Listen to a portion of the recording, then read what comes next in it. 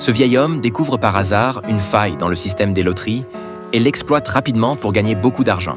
Il décide alors de créer une société en nom collectif basée sur l'achat de billets de loterie. Pour leur première opération, Jack achète directement 40 000 tickets. Le patron pense qu'ils font quelque chose d'illégal.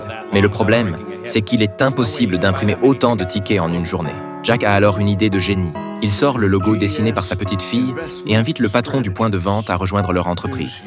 Comme ça, non seulement il pourra gagner l'argent de la société de loterie, mais aussi profiter des dividendes. Le patron accepte sans hésiter.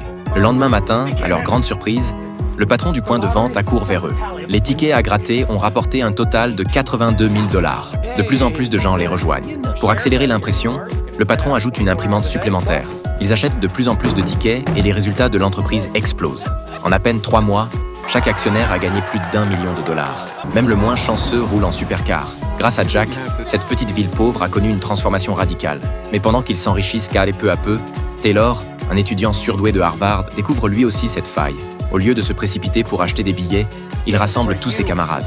Contrairement à Jack qui met la main à la pâte, Taylor n'investit jamais lui-même. L'argent pour acheter les billets vient de ses camarades, qui remplissent eux-mêmes les numéros.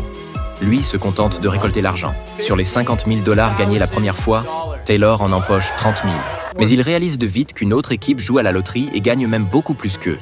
Quand ils arrivent au point de vente, ils découvrent que leurs adversaires sont en fait 2 personnes âgées. Taylor invite Jack à rejoindre son équipe, mais Jack refuse sans hésiter. Le jeune homme repart, frustré. Mais il est clair qu'il n'en restera pas là. Le lendemain, il retourne voir Jack. Il veut garder tous les gains pour lui et menace Jack de se retirer. Sinon, il pirate le système de loterie et vole les fonds de l'équipe de Jack.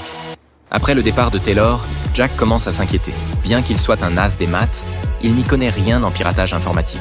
Et il ne peut pas trahir la confiance de ses proches. Pour le bien de tous, Jack annonce qu'il cesse d'acheter des billets de loterie. Bien que surpris, tout le monde respecte sa décision. Au moment où Jack s'apprête à rentrer chez lui, son fils lui pose une question. Est-ce qu'il est vraiment prêt à laisser cet étudiant tout lui voler? En voyant son fils partir, Jack est frustré. De retour à la maison, sa femme remarque son air abattu et lui dit qu'ils n'ont pas à avoir peur puisque c'est de l'argent gagné légalement. Les paroles de sa femme redonnent du courage à Jack.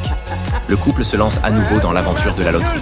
Lors du prochain tirage, Taylor constate que ses gains sont encore faibles, tandis que Jack empoche la majeure partie des gains. En apprenant que Jack n'a pas abandonné, il est fou de rage. Pour se venger, Taylor a soudain une idée tordue.